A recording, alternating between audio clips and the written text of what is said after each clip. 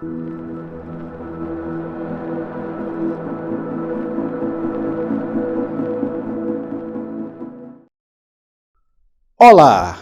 graça e paz, família, auxílio ao Mestre, tudo bem?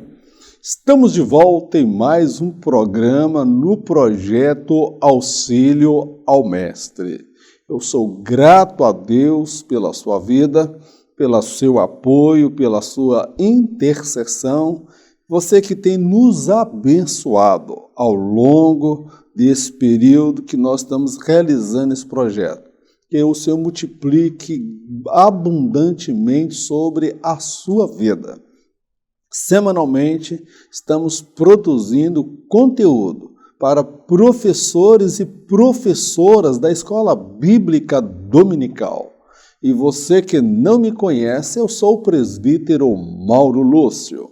E hoje estaremos ministrando a última lição do ano de 2019. Estaremos estudando a lição de número 13, a velhice de Davi. Na lição de hoje nós compreenderemos, amado, que todos são vencidos pelo tempo.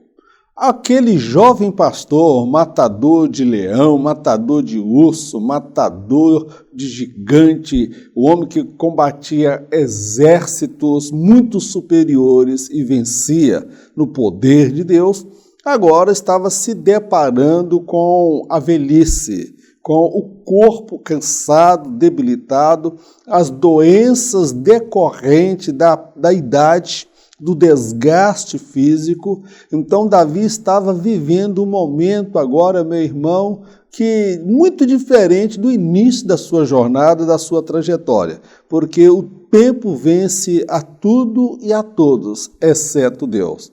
Mas agora, em face da velhice, Davi ainda estava se deparando com conflitos familiares, briga pelo poder, um irmão tentando tomar o poder, posteriormente arquitetando a morte do outro. Então, meu querido, não foi fácil a velhice de Davi. Agora, Davi, mesmo estando com a idade avançada e debilitado, ele encontrou uma forma de ser útil a Deus e continuar dando frutos para Deus. É sobre isto que nós queremos falar na lição de hoje. Uma visão geral sobre a velhice. Nesse primeiro tópico, nós vamos falar sobre a velhice, sobre a ótica não bíblica, não cristã, às vezes sobre a ótica secular. E no segundo momento, nós vamos falar da velhice sobre a ótica bíblica. Muitos têm uma visão pejorativa da velhice, mas vamos ver o que a sociedade e o mundo fala sobre a velhice e o que a Bíblia fala sobre a velhice. Concepções antigas e modernas. O peso da idade traz consigo seus males, desgastes físicos e emocionais. Em muitas culturas e povos, a velhice é tida como um fardo para a sociedade. Em vários países, a eutanásia, clandestina ou não, tem sido adotada como uma forma de aliviar o Estado com gastos com a aposentadoria, saúde e cuidado com os mais idosos. Na Holanda e na Bélgica, a prática é institucionalizada. Não são raros os casos em que pessoas idosas migram para países onde tal prática não é consentida. Há também casos em que o idoso é explorado economicamente pela própria família. Então, uma concepção aí mais moderna da velhice. A velhice, meu irmão, na sociedade atual que nós vivemos, ela é tida muitas vezes como o mal, ela é vista de forma pejorativa, é o período que a pessoa não consegue produzir como produzia antes, é o período que o corpo já está muitas vezes debilitado, vulnerável, então há um desgaste físico e também emocional. Então, nós vemos que a velhice na sociedade ela é vista desta forma, de forma geral, com raras exceções.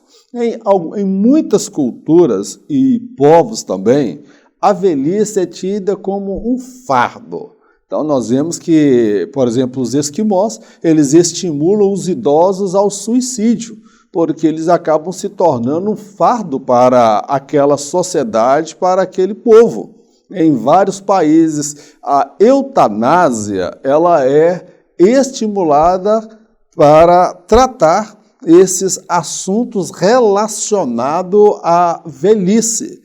Eu estou me referindo aqui a países e irmãos de primeiro mundo. Quando nós falamos lá dos esquimós, a gente fala, não, um povo mais primitivo, um povo mais rude, mas nós vamos ver aí países de primeiro mundo se valendo da eutanásia, que é o quê?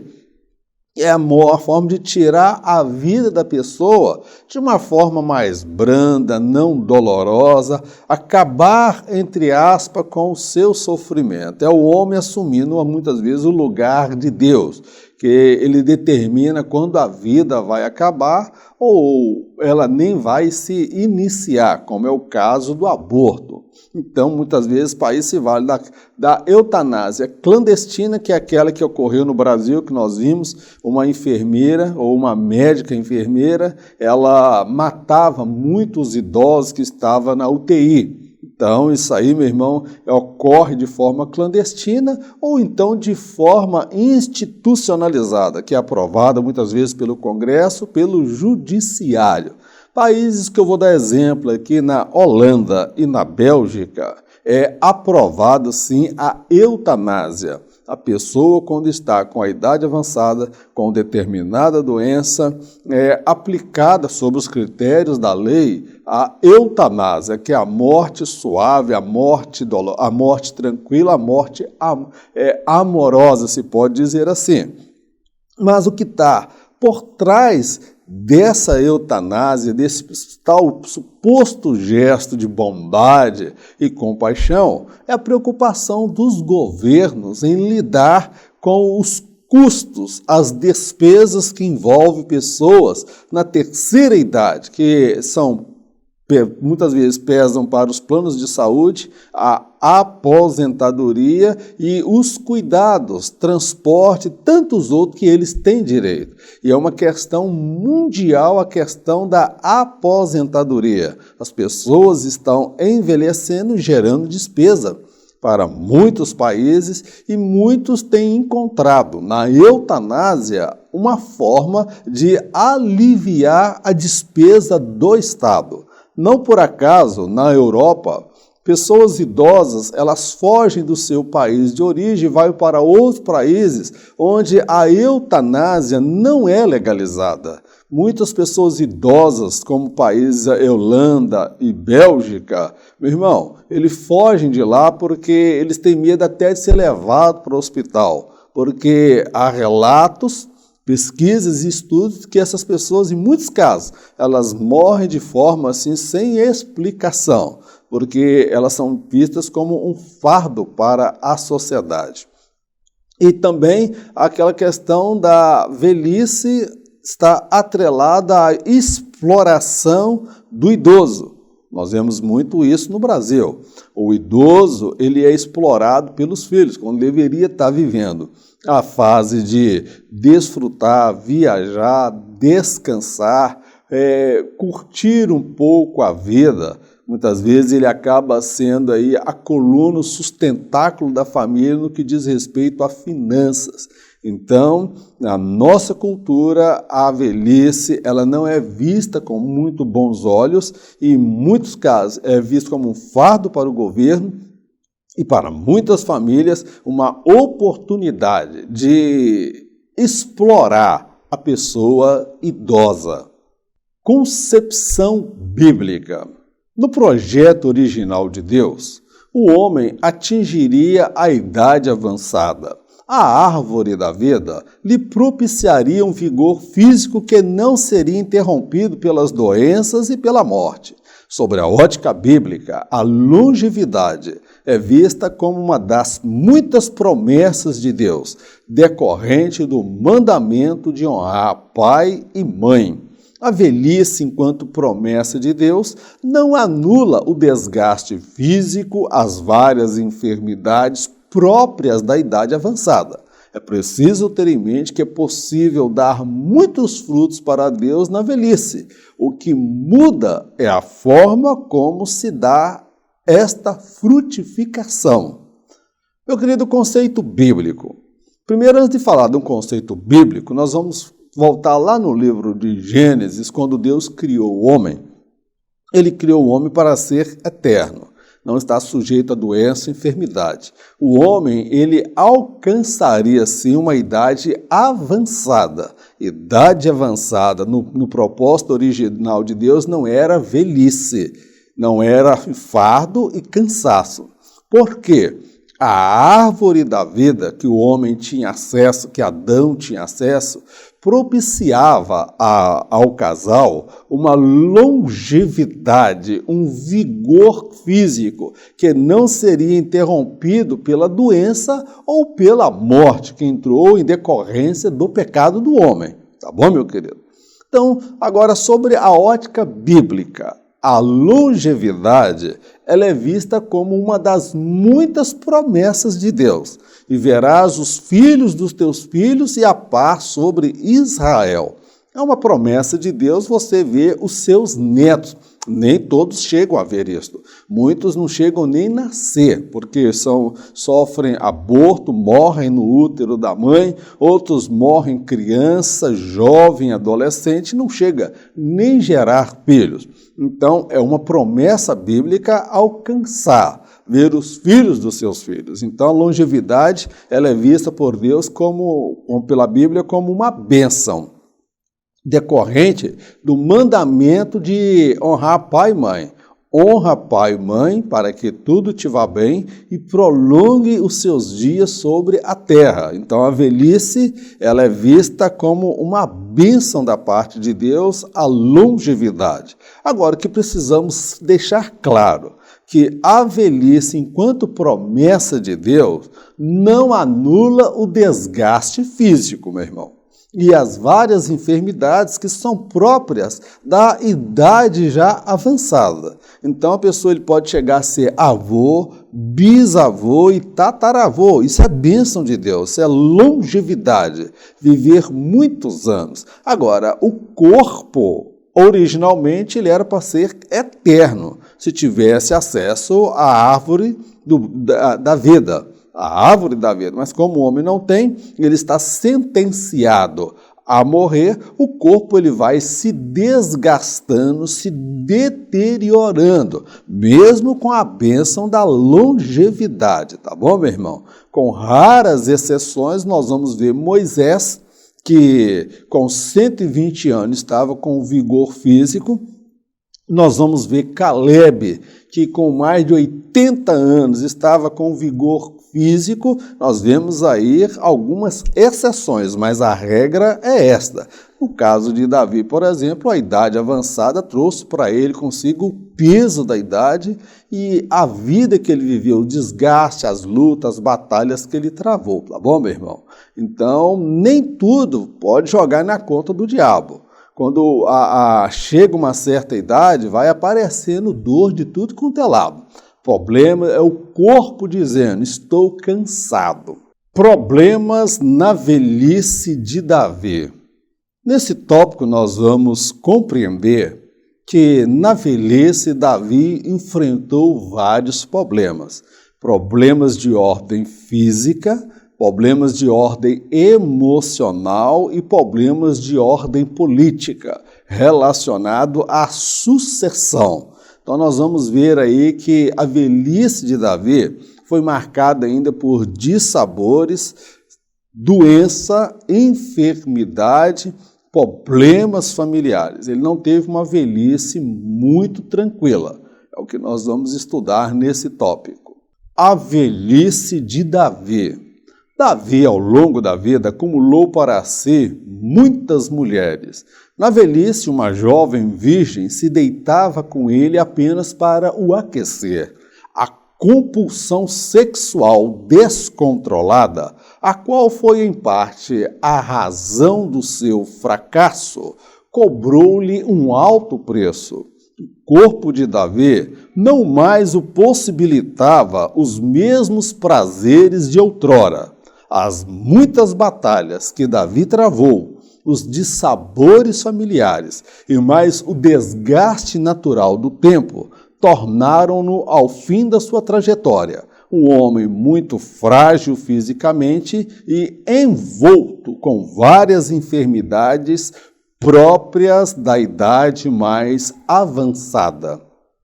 A velhice de Davi, meu irmão, ela trouxe consigo os seus dissabores e as suas amarguras, as consequências ainda do seu pecado e mais as consequências do pecado de Adão e Eva, que todo ser humano, o corpo vai se deteriorar, se desgastar. Eu destaco que, ao longo da vida, Davi acumulou muitas mulheres, o que Deus nunca ordenou. Deus nunca orientou a bigamia ou a poligamia. Davi, ele acumulou muitas mulheres, tá bom, meu irmão? Então, nós observamos que ele adotou um estilo de vida que não era aprovado por Deus. Agora, na velhice, uma jovem virgem se deitava aos pés de Davi para poder aquecer Davi. Observe que aquela compulsão sexual descontrolada não é um tema debatido aí pela CPAB, é um tabu nas nossas igrejas falar sobre os impulsos da sexualidade, compulsão sexual descontrolada. É aquela pessoa que não se satisfaz com apenas uma mulher, ou aquela mulher que não se satisfaz apenas com seu parceiro. Ela tem vários, ou ele tem várias. Foi o caso de Davi, ele tinha uma compulsão sexual descontrolada, o que foi uma das razões do seu fracasso ao longo da sua vida. Agora, no final da sua vida, na velhice, aquela compulsão sexual, aquele apetite sexual exagerado, meu irmão, cobrou um alto preço de Davi. Por quê? O corpo de Davi, por volta dos seus 70 anos, não mais lhe possibilitava os mesmos prazeres de outrora. Ele não tinha mais aquela compulsão sexual. E nós vamos ver aí pessoas com idade mais avançada que Davi na Bíblia gerando filhos.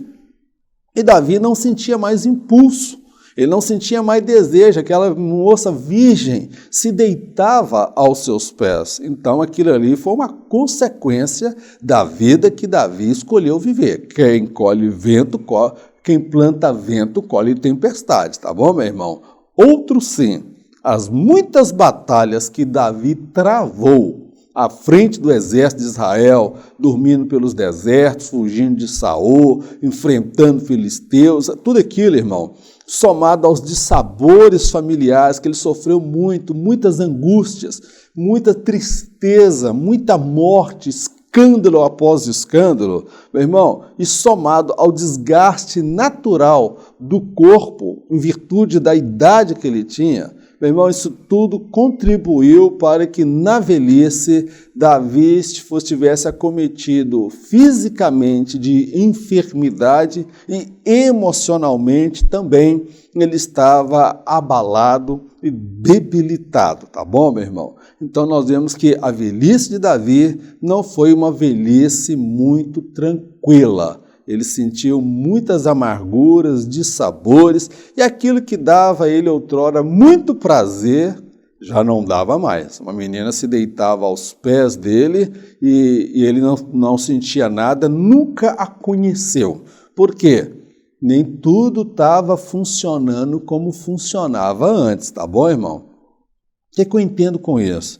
Cuidado com as escolhas que você faz, cuidado com os prazeres que você se envolve, porque aquilo que te dá muito prazer hoje pode ser o motivo da sua vergonha, tristeza e descontentamento no dia de amanhã. É por isso que Salomão escreveu: jovem, faz tudo quanto você deseja, não negue a você nenhum desejo. Lembra-te, pois, que de todas estas coisas o Senhor te pedirá conta. E isso, meu irmão, Davi experimentou. Ele teve muitas mulheres, mas no final da vida ele não sentia mais prazer com mulher. Ele perdeu aquela compulsão. De repente foi uma forma de Deus frear a natureza de Davi para que ele não cometesse mais outros delitos relacionados à área da sua sexualidade. Alguém pode estar escandalizado, irmão Mauro, falando isso. Meu irmão, se nós não conversarmos sobre este assunto, o diabo está aí para ensinar nas emissoras de TV, de rádio, na internet, para destruir seu casamento, seu filho. Nós temos que falar desse assunto. Temos que quebrar esse tabu. Tá bom, meu irmão? Em nome de Jesus. Enfrentando mais um filho rebelde. Nada foge ao controle de Deus. Adonias se proclamou o novo rei em Israel. A morte de Salomão seria certa. Era uma questão de tempo. Davi ainda estava vivo. O erro em breve se desfez e Salomão foi ungido como o novo rei. Adonias tipifica aqueles que querem se dar bem na vida a qualquer custo, ainda que lhes seja necessário trapacear, mentir e matar o próprio irmão. As transições de poder em nossa denominação, com raras exceções, têm gerado muitas brigas, divisões, mentiras e mortes. Muitos se esquecem que Deus não está morto. A justiça prevalecerá. Na velhice, Davi teve que enfrentar agora a rebelião de mais um filho. Agora era Adonias, que por coincidência, irmão, não por coincidência, mas por obra do destino, era irmão de Absalão, filho da mesma mãe e filho de Davi. Agora ele colocou na cabeça, quando viu o pai fragilizado, doente, o pai estava mais com o pé na cova do que vivo, aí ele falou, olha, ele se autoproclamou rei. O que eu vejo com isso, irmão? Que há males que vêm para o bem. Mas como assim, irmão Mauro? Há males que vêm para o bem. Veja Deus no controle da situação. Imagine que Adonias se autodeclarasse rei quando Davi estivesse morto. Como que poderia reverter aquela situação? Deus estava no controle, no domínio da situação. Aquilo parecia ser um mal para matar Absalão, porque a morte de Absalão seria uma questão de tempo. Ele iria matar Absalão, que era aquele a quem Davi prometeu que seria rei. Mas ele se precipitou, ele se autodeclarou rei em Israel e não faltou quem lhe apoiasse. E quem estava entre os que deram a ele apoio? Joabe.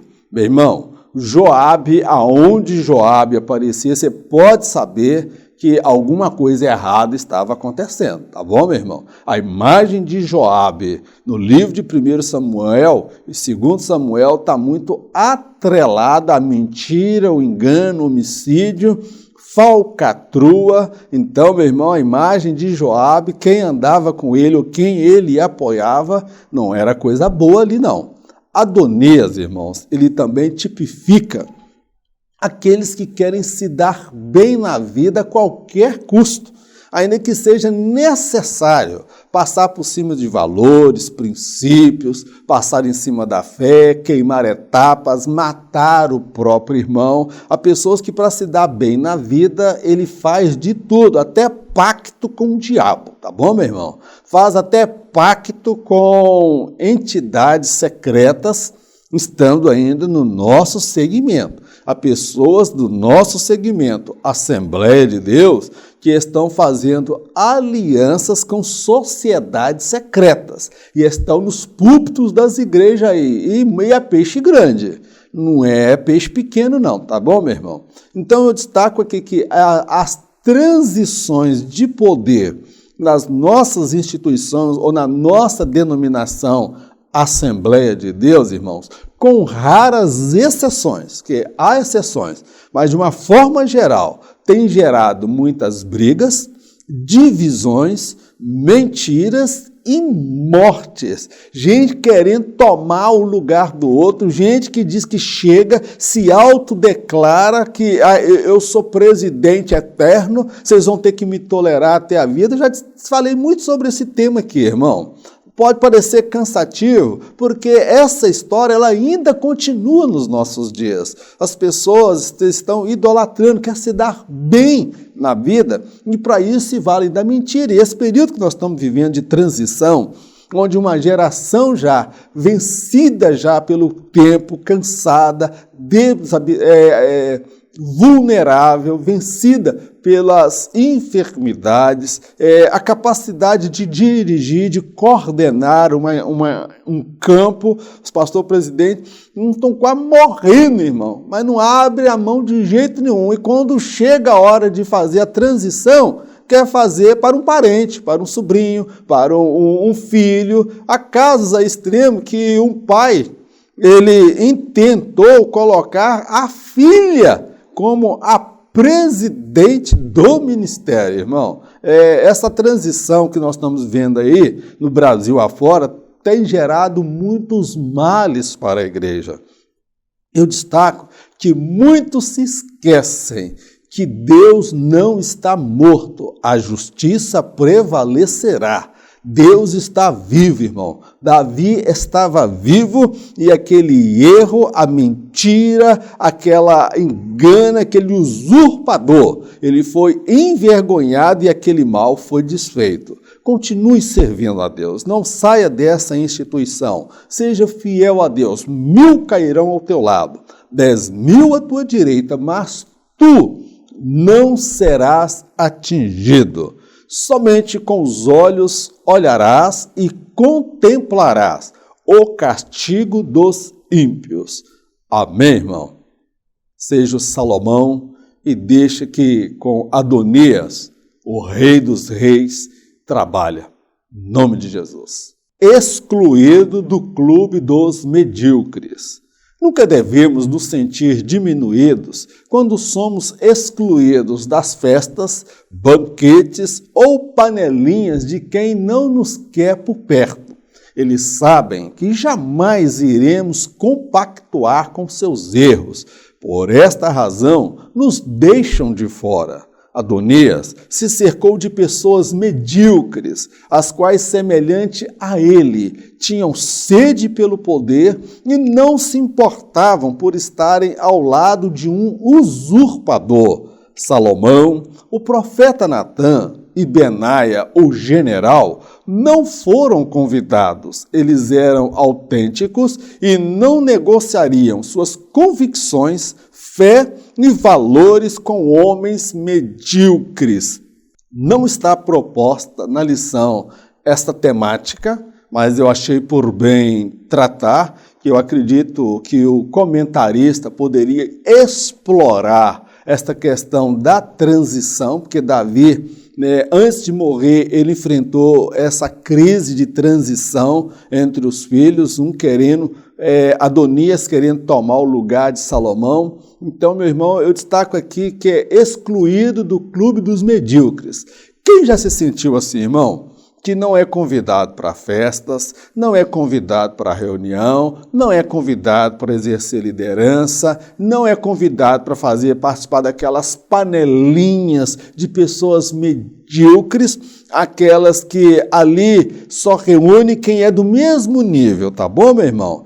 Por que que eles nos deixam de fora? Porque eles sabem, irmão, que nós, que eu e você, jamais iremos compactuar com seus erros, irmãos, porque a gente vai ser um verdadeiro estraga-prazer no meio deles. Nós não vamos compactuar com as mentiras deles. Eles não querem ouvir na cara de que eles são mentirosos, que estão usando de engano. Por esta razão, eles nos deixam de fora, porque eles sabem que nós somos diferentes deles, nós não somos medíocres, nós não nos vendemos, nós não negociamos, nós não nos corrompemos com homens medíocres. Nós temos uma chamada de Deus e nós não abrimos mão das nossas convicções e dos nossos valores. Por esta certeza, por esta firmeza de caráter e propósito, os medíocres nos deixam de fora do seu clubinho, o clube dos medíocres. Adonias se cercou de pessoas medíocres, pessoas, meu irmão, que não eram nem boas nem ruins, na verdade eram pessoas ruins mesmo, irmão. Pessoas da pior escória, a escória daquela época, as quais, semelhante a Adonias, tinham sede pelo poder e não se importavam por estar ao lado de um usurpador. O que me chama a atenção, irmão, quando Adonias se autoproclama rei, não faltou do lado dele um sacerdote. O sacerdote estava lá, estava lá Joabe, comandante do exército de Israel, um dos comandantes. Então, Adonias, ele conseguiu agregar pessoas do mesmo nível que ele, irmão. O usurpador, que tinha sede pelo poder, ele se cercou desse tipo de pessoa, que agora o que mais me chama a atenção, que tinha ali sacerdote, que deveria ouvir a voz de Deus e ter a direção de Deus. Tem muita gente nesse período de transição, irmão, que tem carteira de pastor, que tem título, nome, mas ao invés de ouvir a voz de Deus, prefere apoiar pessoas que estão prometendo para ele cargos, privilégios, igrejas para pastorear. Não só ocorre no nosso meio, irmão, não é só em Brasília que as coisas são negociadas, não. Dentro da nossa instituição, as coisas também estão caminhando para esse negócio aí. E eles não se importavam de apoiar um usurpador. Todos sabiam que ele não era rei, que ele não seria o rei, que ele se autoproclamou e que Deus não estava naquele negócio. O que leva as pessoas a apoiar um homem assim? Dinheiro, poder, interesse, tá bom, meu irmão? Agora, Salomão, o profeta Natã e Benaia, o general do exército de Israel, um dos generais, eles não foram convidados. Ô irmão, vamos falar a verdade? Eu não quero participar desse clube de medíocres, não. Eu não quero exercer liderança, cargo de posição, para eu negociar a minha chamada com homens medíocres, homens que mentem, homens que dizem defender a igreja, mas não defendem a igreja, estão defendendo seus salários, os seus cargos, seus dinheiros, seus salários, seus privilégios. Eu prefiro ser como ser Salomão, o profeta Natã e Benaia, que foram deixados do lado de fora. Por que eles não participavam do clube dos medíocres? Porque eles eram autênticos, tá bom, meu irmão? Eles eram autênticos, sinceros e de forma alguma negociariam suas convicções, sua fé e valores com homens medíocres, tá bom, meu irmão? Então não se sinta diminuído se você se sente de fora, abandonado, desprezado e esquecido. Saiba que o grande rei vai fazer um banquete. É o Rei dos Reis e Senhor dos Senhores. Quem se assenta à mesa com Adonias, não se assentará à mesa do grande Rei dos Reis e Senhor dos Senhores.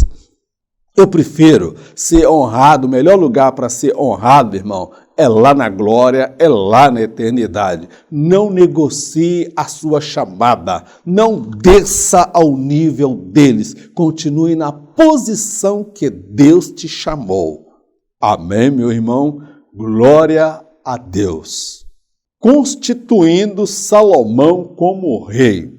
Sabedor da trama de Adonias para usurpar o trono e sentenciar Salomão à morte, Davi, do seu leito, deu as diretrizes a serem seguidas para que Salomão fosse ungido e coroado como o novo rei de Israel. Há tempo de clamar e há tempo de agir movido pela fé em Deus. Batseba não hesitou ao procurar Davi e expor toda a situação para ele. Salomão não brigou com Adonias para ser rei. Deus levantou pessoas comprometidas para que a verdade triunfasse em meio a mentiras. Ah, meu irmão, quando eu vejo esse texto aqui, eu vejo a realidade que nós estamos passando. É uma pena a CPAD não produzir uma lição que fala da transição, como é a transição, e falar na realidade o que está acontecendo na Assembleia de Deus no Brasil, irmão. Não toca no assunto, não sai na televisão, nem nas emissorazinhas aí, que tem algumas igrejas que tem, não fala desse caroço de angu aí não, meu querido. Tá bom, meu irmão? Quando Davi ficou ciente do projeto de Adonias, de usurpar o trono e sentenciar Salomão à morte, Davi, do seu leito, deu ordens e diretrizes a serem seguidas, que Salomão deveriam seguir ao pé da letra para ser coroado rei em Israel. Observa, Adonias, ele se achava muito esperto, mas havia alguns ritos necessários para que se consumasse a consagração de rei. Primeiro, ser aprovado por Deus. Ele já era reprovado nesse quesito. Segundo, ele ir para aquela cidade, aquele lugar onde Salomão foi, receber a unção que representava o Espírito Santo de Deus e, posteriormente, ser reconhecido por todo o povo tocando trombetas e o povo glorificando a Deus. Não, Adonias não precisava da unção de Deus, não precisava do Espírito de Deus, não precisava da aprovação das pessoas. Ele se achava muito esperto e Davi orientou Salomão como fazer. Então, eu destaco aqui, que eu entendo disso, que há tempo de clamar e há tempo de agir movido pela fé em Deus. Quando Batseba, a mãe de Salomão, viu a trama arquitetada por Adonias e que Salomão já estava sentenciado à morte, que seria uma questão de tempo, ela não ficou lá somente de joelho, oh meu Deus, dá livramento, oh Deus, entra nesse negócio. Não, meu irmão, ela agiu. Ela foi até Davi e falou, Davi, vem cá, você não prometeu que Salomão seria rei em Israel? Sim, prometi. Então, por que Adonias está reinando? Falou, o quê? Esse menino fez isso? Fez. Então, ele mandou chamar logo, meu irmão. Mandou chamar o profeta Natan se apresentou, Benaia se apresentou, mandou chamar eles, ele era rei, a palavra final era dele, porque ele era ungido de Deus, era o rei, e ele determinou que as coisas acontecessem da forma como Deus havia falado com ele. Eu destaco, meu irmão, que nós não podemos ficar calados, deixar tudo na mão de Deus.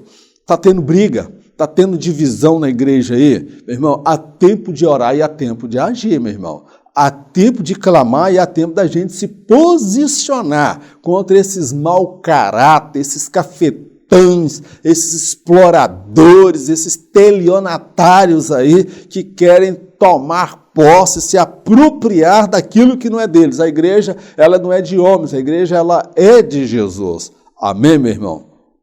Destaco aqui para encerrar. Salomão, ele não brigou com Adonias para ser rei. Quem tem a vocação, a chamada, não precisa brigar, arrumar barraco, puxar tapete de ninguém. Sabe por quê?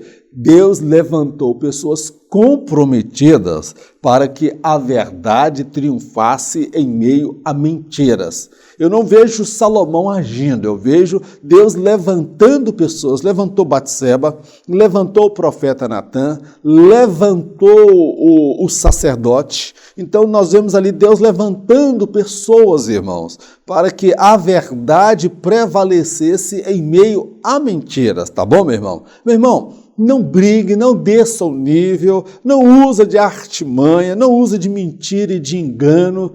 Quem tem chamada, meu irmão, ele não se contamina.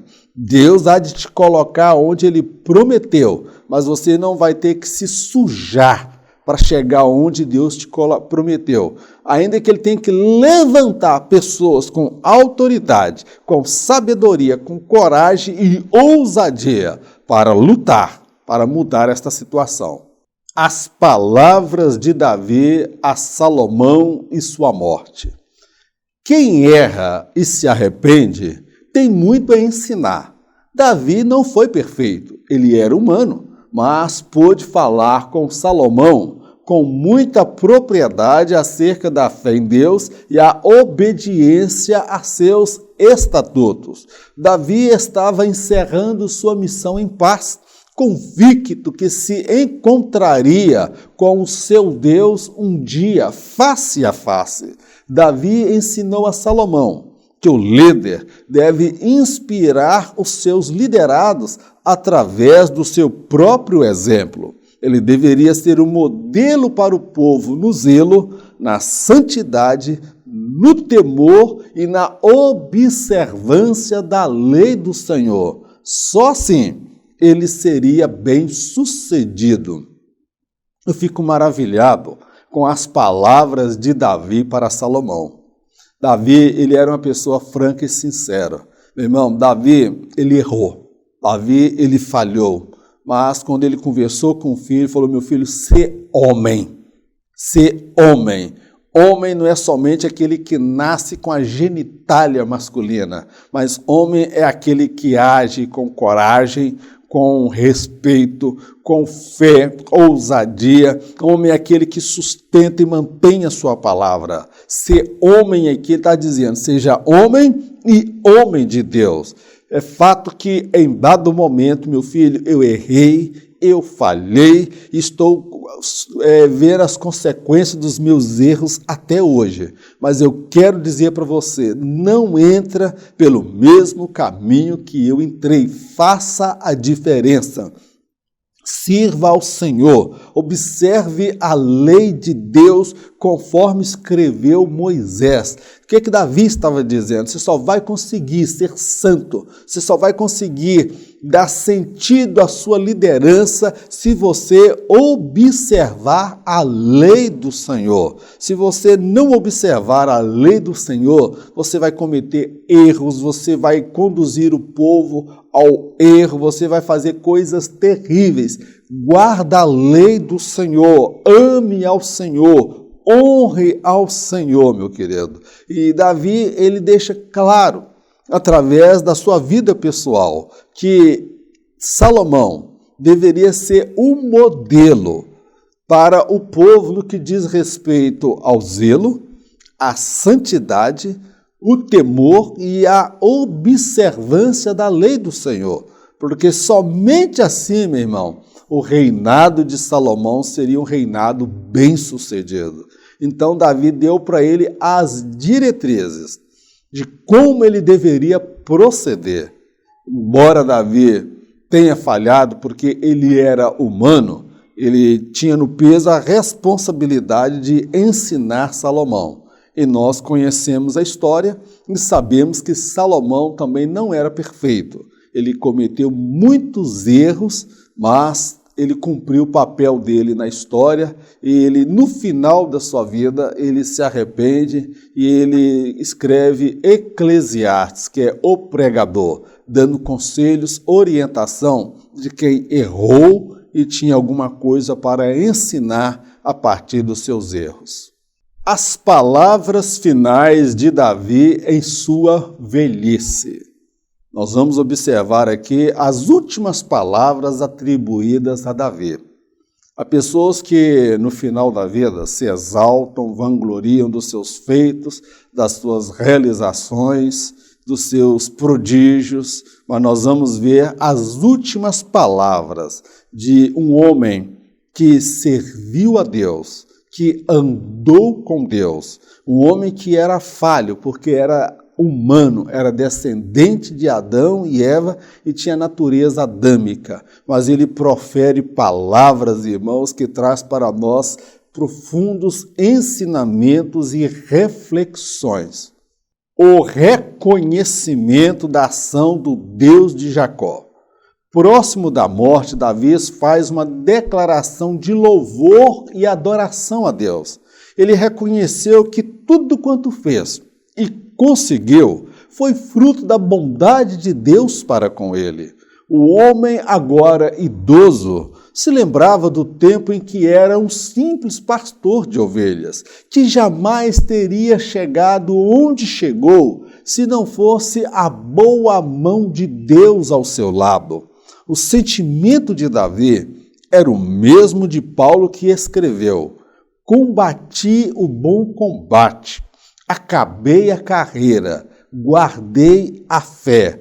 Ninguém se arrependeu até hoje, no leito de morte, por ter sido fiel ao Senhor ao longo da vida. As palavras finais de Davi são palavras de gratidão e de reconhecimento. Não é a palavra de um velho moribundo, amargurado, revoltado, murmurando. Alguém se queixando da sorte, se queixando das consequências dos erros que cometeu em dado momento da vida. As palavras de Davi eram palavras de gratidão, porque ele reconheceu que tudo quanto fez, as conquistas nas guerras, o matar o leão, matar gigante, matar urso, vencer exército, não era mérito dele, mas era o Espírito de Deus através dele. O homem agora idoso, Davi, de cabelos brancos, irmãos, ele se lembrava do tempo em que era um simples pastor de ovelha. Lembra de onde Deus te tirou. Davi, na sua idade avançada, perto da morte, talvez ele lembrava do tempo que ele cheirava ovelha, ele andava pelos desertos, correndo riscos e perigos para proteger aquelas ovelhas. E jamais, na melhor das possibilidades, nos seus sonhos mais elevados, ele nunca imaginou ser rei em Israel um dia, meu querido. Ele compreende que a boa mão de Deus esteve ao seu lado em todo momento. É por isso que ele chegou ali. E diante da morte, antes dele partir, ele glorifica, ele exalta, bendiz o nome do Senhor. Deus fez, Deus realizou, Deus me deu. Ai de mim se não fosse o Senhor, glórias ao nome do Senhor, aleluia, Senhor. O sentimento de Davi era o mesmo de Paulo, quando Paulo escreveu: combati o bom combate, acabei a carreira, guardei a fé. Davi estava lúcido, convicto, a fé estava viva em Deus. O pecado não anulou a fé de Davi, porque ele se arrependeu, se humilhou e Deus prolongou ainda a sua história. Ele chega ao final da vida na certeza que ele combatera um bom combate, porque no final ele reconhece que tudo foi dado por Deus, porque dele, por ele e para ele são todas as coisas. Glórias, pois, a ele eternamente. Amém. Outra coisa eu destaco, que ninguém, até hoje, se arrependeu no leito de morte por ter sido fiel ao Senhor ao longo da vida. Ninguém no leito da morte fala: eu me arrependo de ter obedecido a Jesus.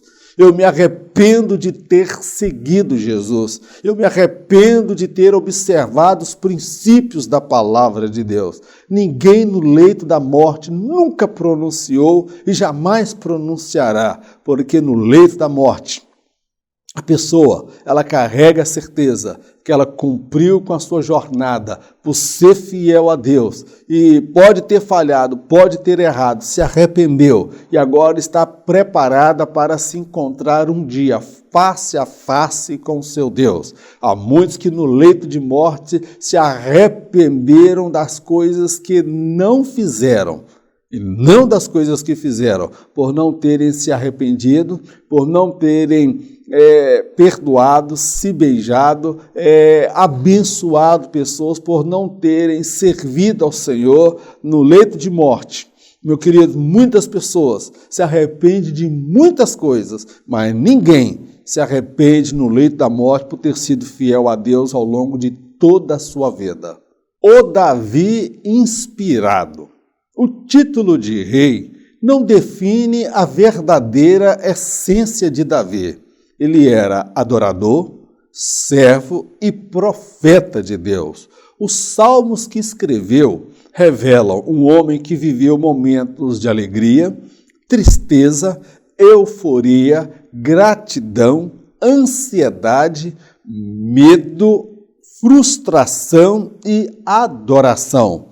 Ele reconheceu que o seu reinado não foi perfeito. Em vários momentos ele deixou a desejar.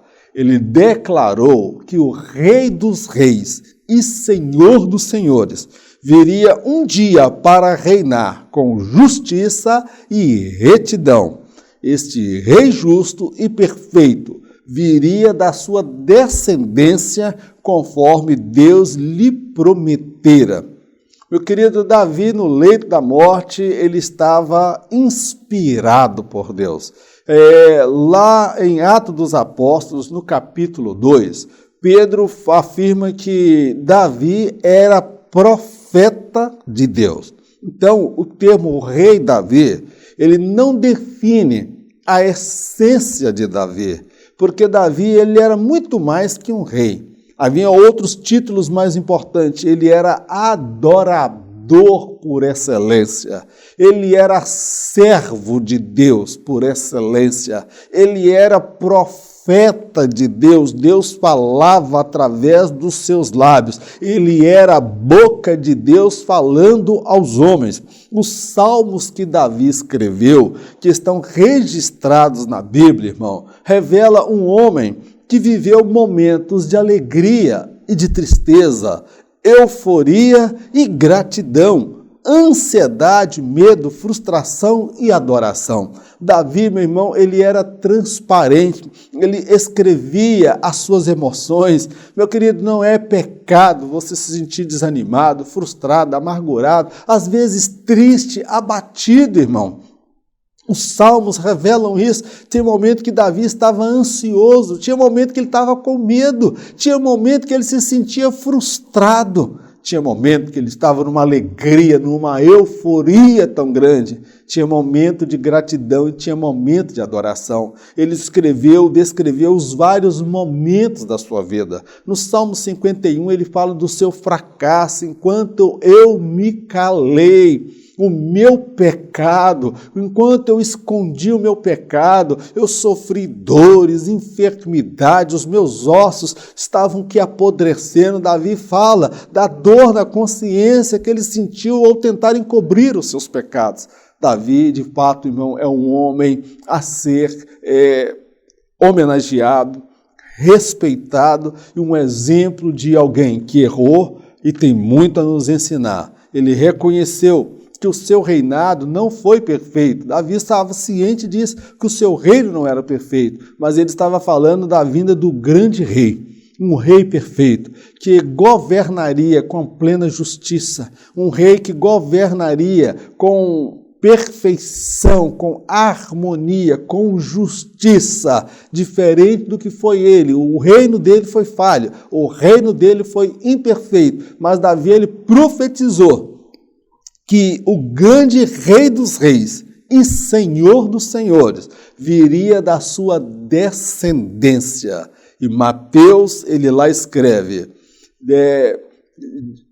Jesus, filho de Davi, filho de Abraão. Por que ele fala Jesus, filho de Davi? Porque conforme Davi havia profetizado, o Cristo, o Messias, o Salvador, o grande Rei, o Rei dos Reis e Senhor dos Senhores, viria da sua descendência, da sua linhagem. Foi a promessa que Deus fez a Davi e Davi morreu acreditando nesta promessa. Ele profere palavras inspirado pelo Espírito Santo de Deus. Meu irmão, quem nos fez a promessa é fiel para cumprir. A minha maior expectativa é o arrebatamento da igreja. A minha maior expectativa é o encontro com o meu Senhor e Salvador Jesus Cristo. O que eu peço a Deus é que ao final da minha trajetória, ou quando chegar o momento dele me chamar, eu possa declarar: combati um bom combate, encerrei a carreira e guardei a fé. Glórias a Deus, meu irmão. Deus abençoe a sua vida, Deus abençoe o seu casamento, o seu ministério. Se você precisar desses slides, você pode me mandar uma mensagem, está aqui o meu telefone no WhatsApp, eu vou enviar esse material para você gratuitamente, não vamos cobrar nada, porque de graça recebemos e de graça estamos abençoando. Embora Jesus já me pagou lá na cruz do Calvário pelo trabalho que eu estou realizando. Eu sou grato a Deus que nesse ano de 2019 conheci milhares de pessoas que se inscreveram no canal. Gostaria que você se inscrevesse no canal, compartilhasse esse canal, deixasse um comentário. Eu desejo para você um Feliz Natal e um próspero Ano Novo. Que a bênção de Deus esteja sobre a sua vida, em nome de Jesus. Vamos orar? Eterno Deus e Pai, nós te agradecemos por mais esta oportunidade de estudarmos e aprendermos a Tua Palavra. Toda honra, toda glória, todo louvor sejam dadas ao Teu nome. Toma, Senhor, as nossas vidas nas Tuas mãos. Cobre-nos com Teu sangue. Dá-nos, ó Pai, a graça de chegarmos ao término da nossa jornada, de chegarmos ao término da caminhada, compreendendo que ainda podemos ser úteis ao Senhor. Renova a fé do teu servo, da tua serva, que está com o corpo cansado, debilitado, talvez os ossos, as juntas, os nervos, as articulações já estão desgastadas pelo tempo, a saúde está debilitada, mas dentro do coração, esta tua serva, teu servo ainda te ama, te adora, porque nesse coração ele não envelheceu, a fé ainda está viva, latente nesse coração. Meu Deus, continua a abençoar o teu povo. Levanta, meu Deus, uma nova liderança, homens e mulheres comprometidas com a mensagem do reino, com a visão do reino. Meu Deus, tira do nosso meio os usurpadores, os aproveitadores, ó Pai, aqueles que estão, meu Deus, se enriquecendo através do Evangelho, mas não estão enriquecendo o Evangelho. Arranca, meu Deus, a liderança podre, contaminada. Nós não queremos fazer parte da mesa dos medíocres, daqueles que negociam cargos, que negociam títulos, que negociam salário, posição, mas nós queremos estar um dia assentados à mesa com o Cordeiro de Deus, com o amado das nossas almas, com o nosso desejado, o nosso Senhor e Salvador Jesus Cristo. Deus, ajuda-nos, nós não queremos vender, negociar a nossa chamada, as nossas convicções, os nossos valores, porque o Senhor foi quem morreu na cruz do Calvário pelos nossos pecados. Pai, nós te agradecemos por tudo no nome de Jesus. Amém. Que o grande amor de Deus, a graça do nosso Senhor e Salvador Jesus Cristo, as doces consolações do Espírito Santo de Deus, seja com todo o povo de Deus, não somente hoje, mas para todo sempre. Em nome de Jesus, amém. Que Deus te abençoe poderosamente no nome de Jesus. Eu tenho uma má notícia para te dar. De repente, não é má não, é boa. Em caso de arrebatamento, eu não estarei aqui no ano de 2020 para ministrar a lição, as próximas lições. Em caso de arrebatamento, eu me encontrarei com meu Senhor por sobre as nuvens. Mas eu tenho a certeza, a convicção que nem eu e nem você estaremos aqui, porque nós subiremos e encontraremos o nosso Senhor por sobre as nuvens. Fique nesta fé, nessa certeza. Deus o abençoe poderosamente no nome de Jesus.